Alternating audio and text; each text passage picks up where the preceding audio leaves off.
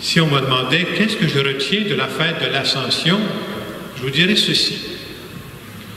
Cette fête de l'Ascension, on voit Jésus qu'à la fin de sa vie va s'élever au ciel. Je retiens que Jésus est venu vivre sur terre comme nous. Mais surtout, il est venu nous montrer qu'on est fait pour beaucoup plus que ça.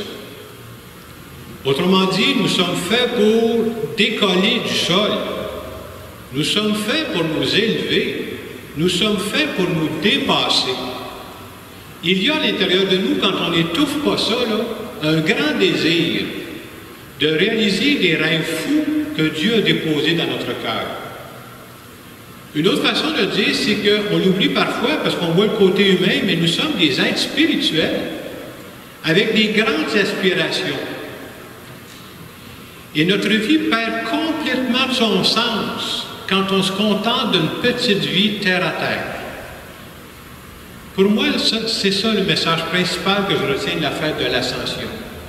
Et bien entendu, pour réaliser les plus beaux rêves auxquels qu'on peut porter, ça dépasse nos petites capacités à nous.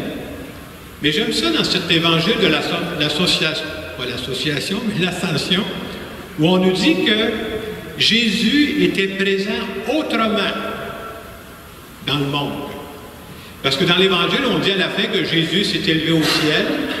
Puis après ça, on nous dit, pas longtemps après, le Seigneur travaillait avec nous. Et c'est pour nous dire que si on a la sagesse de se mettre ensemble, et qu'en plus que le Seigneur travaille avec nous, il y a beaucoup de nos rêves qu'on étouffe qui pourraient se réaliser. Moi, je trouve qu'un des grands dangers qui nous guettent, nous autres, les chrétiens d'aujourd'hui, c'est de se contenter d'être des chrétiens corrects, mais qu'on ne pense plus à s'élever, à se dépasser. Notre monde a besoin de nous si on est différent des autres. Pour vivre pleinement, là, je dirais qu'il faut accepter de temps en temps de se laisser charrier par le vent de l'esprit, qui est déraisonnable à certains moments, mais qui nous pousse toujours vers l'autre. Le jour où on ne se laisse plus déranger par le vent de l'esprit, on devient des chrétiens, ce que j'appelle terre à terre. Et j'avoue que quand je méditais sur cette fête de l'Ascension cette semaine, c'est ce que je me disais. Je me disais qu'il y a une grande déception, moi, que j'aimerais éviter dans ma vie quand je vais me ramasser au soir de ma vie. La plus grande déception que j'aimerais éviter, c'est de me ramasser à la fin de ma vie avec des regrets. Ce serait quoi mes regrets? Ce serait de dire, je suis venu sur Terre et je me suis contenté d'être un humain correct. C'est-à-dire, je vous annonce que moi, je n'ai jamais tué, là. Je n'ai jamais volé. Et j'espère que Dieu attend plus que ça de moi, là. Pas juste de marcher ses breaks, mon affaire. Je serais déçu qu'à la fin de ma vie, je peux dire, j'ai été un chrétien correct. J'ai prié de temps en temps, mais jamais laissé Dieu me déranger dans le reste de ma vie. Oups, je serais passé à côté de l'essentiel. Je serais très déçu à la fin de ma vie de dire, je suis venu sur Terre, j'ai été prêtre, j'ai administré des paroisses, mais je me suis contenté de ça.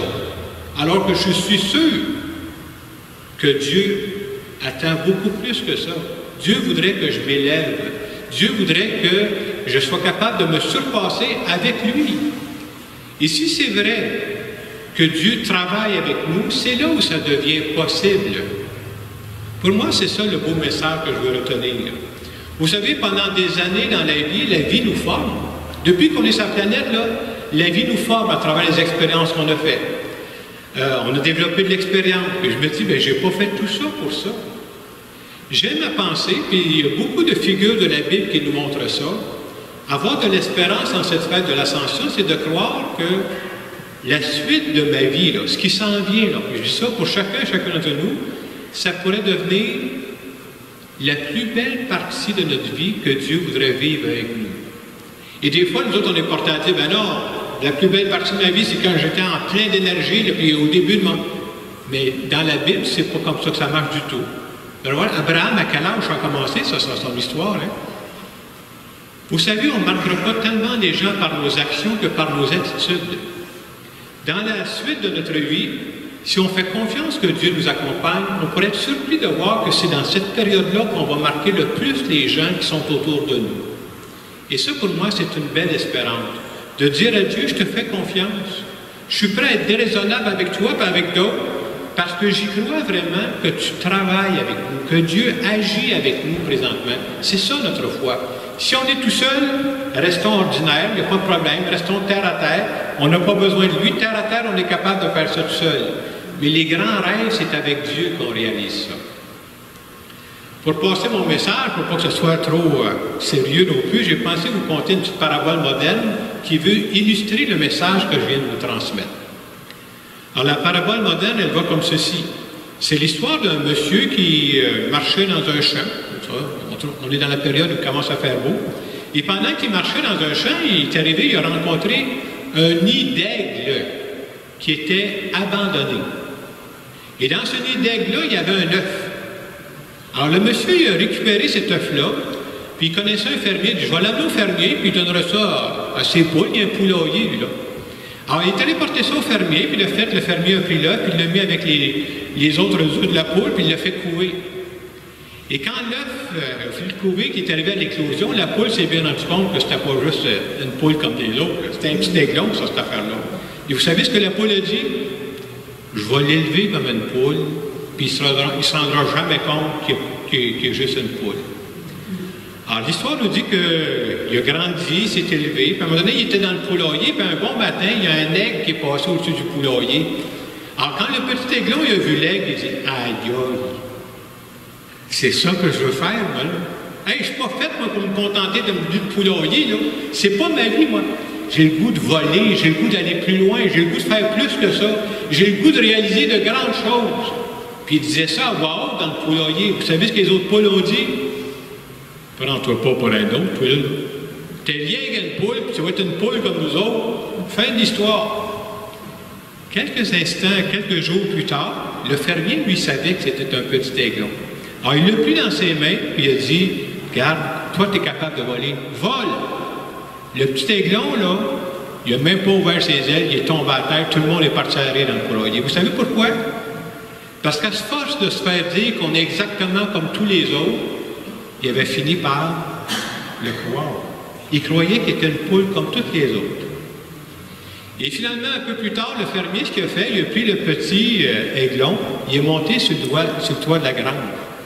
Puis là, il a dit, « Hey, t'es capable de voler, là. » Puis il l'a lancé dans les airs, il n'avait pas le choix, là. Le petit aiglon a ouvert ses ailes, puis il s'est mis à voler.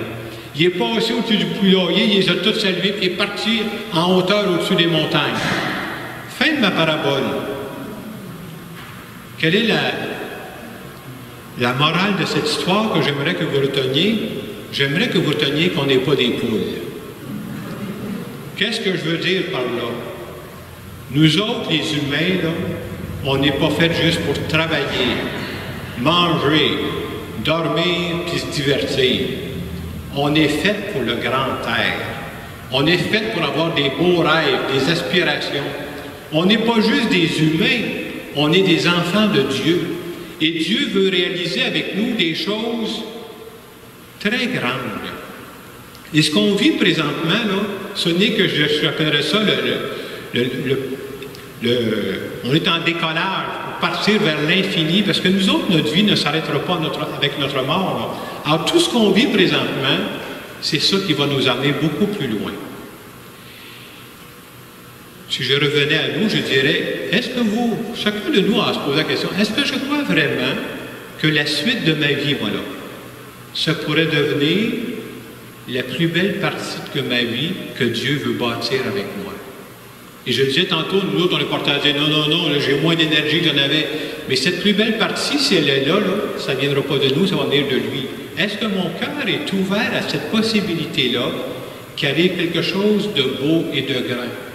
Ou est-ce que pour le reste de ma vie, je vais me contenter d'une vie tranquille, terre à terre?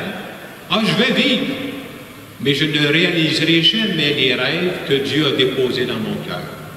Alors moi, cette fête de l'Ascension, demandez à Dieu cette grâce de ne pas nous contenter du minimum, d'avoir la grâce de chercher à nous élever et à nous dépasser. Oui, c'est exigeant, mais ça fait que la vie est tellement plus belle. Je vais maintenant tout simplement faire une petite prière en notre nom.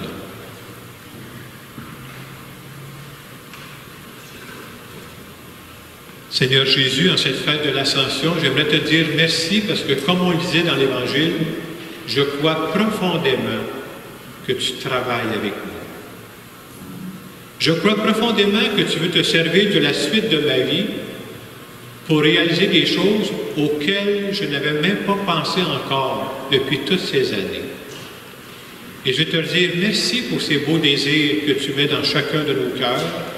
Merci surtout de nous donner l'énergie de réaliser ces rêves que tu as prévus pour nous. Amen. Et comme question, dans le moment de silence qui suit, je vous inviterai à penser à ça. Est-ce que ça se peut? Est-ce que chacun de nous peut dire, est-ce que ça se peut que la suite de ma vie devienne la plus belle partie que Dieu attendait de ma vie?